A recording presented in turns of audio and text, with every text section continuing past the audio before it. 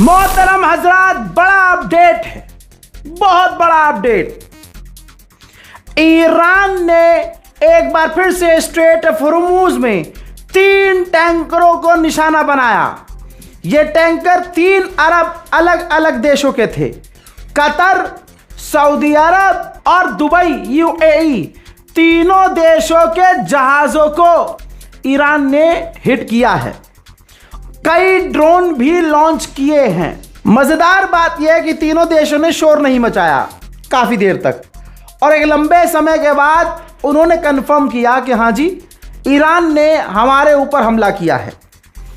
असलियत सामने खुलकर तब आई जब अमेरिका ने खुद ऐलान किया, और अमेरिका ने कंफर्म किया कि स्ट्रेट ऑफ हॉर्मुज में 3 अरब देशों के टैंकरों को ईरान ने निशाना बनाया है और ईरान ने ड्रोन भी लॉन्च किए हैं।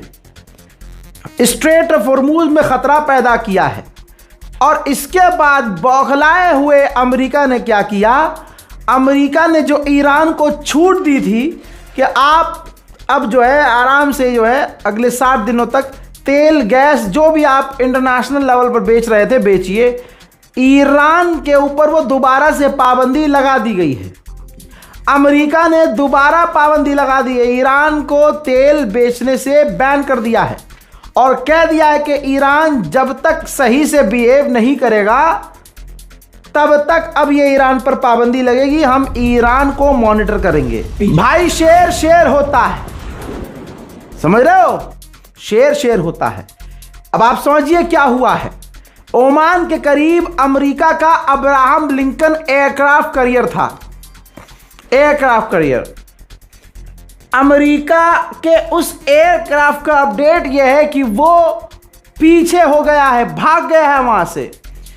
यहां तक कि ईरान की मिसाइलों की रेंज से दूर हो गया है, बाहर निकल गया है। इसे कहते हैं भाई साहब खौफ ईरान का।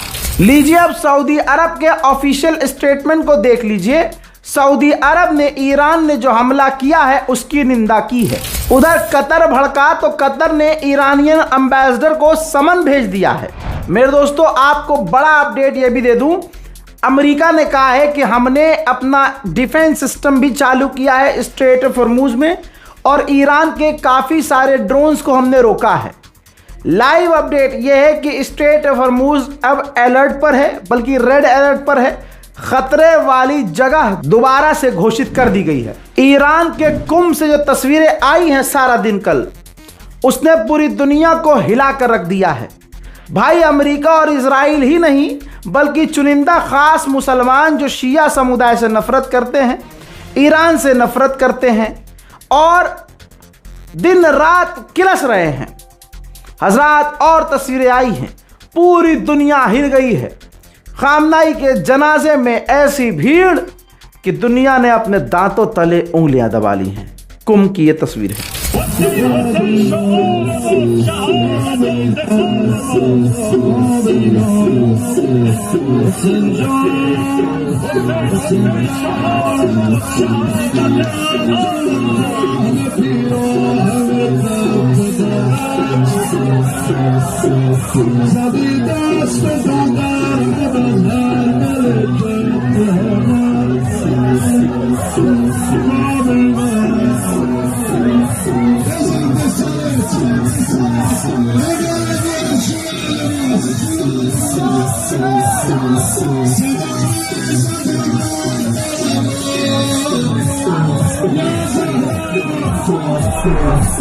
अल्लाह अकबर, अल्लाह अकबर।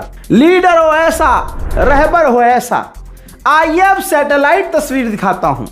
अगर किसी सुअर के जाम को तकलीफ हो रही है और कह दे कि भाई ये तो एडिटेड है, तो ये अमेरिकी सैटेलाइट से और चाइनीज सैटेलाइट से निकाली गई तस्वीर देखिए।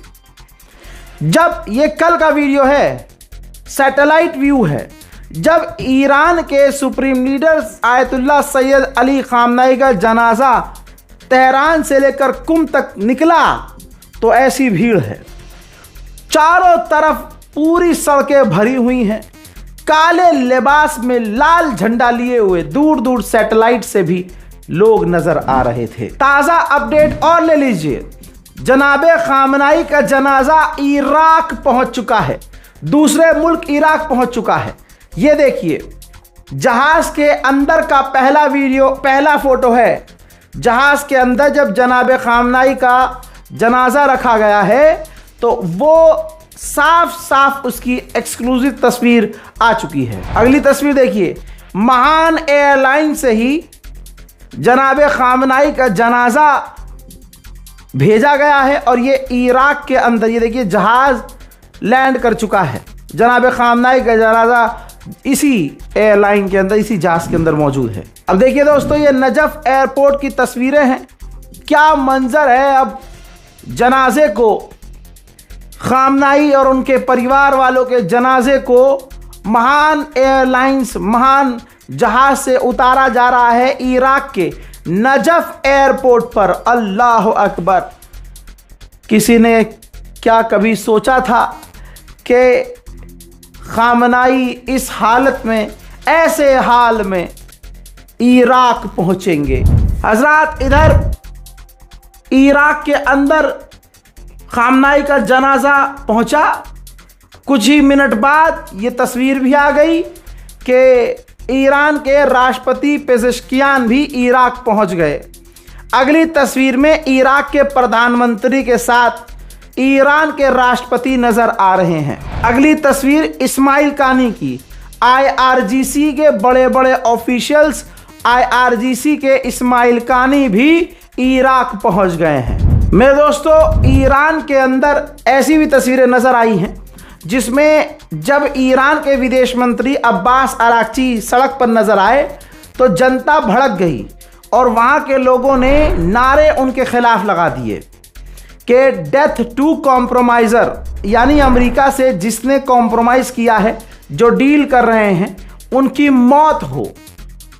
लेकिन ये कोई टाई एन चैनल, साई एन चैनल और हम ईरान से 24 घंटे आपको अपडेट दे रहे हैं, ज़्यादा शेयर कीजिए, उनसे कोई पूछे भाई ये वाली खबर क्यों छुपा रहे हो? दोनों तरफ की चीज़ दिखाओ ना। कि ईरान ने बुलाया है तो खाली ईरान का प्रोपेगेंडा ही चलाना है। मौलाना साहब को अपना मौलवियत छोड़ के यूट्यूबर बनना है, तो कोई दोनों तरफ की चीज़ नहीं बताएगा। खामनाई की मोहब्बत में लोग भड़के हुए हैं, उनकी शहादत पर भड़के हुए हैं।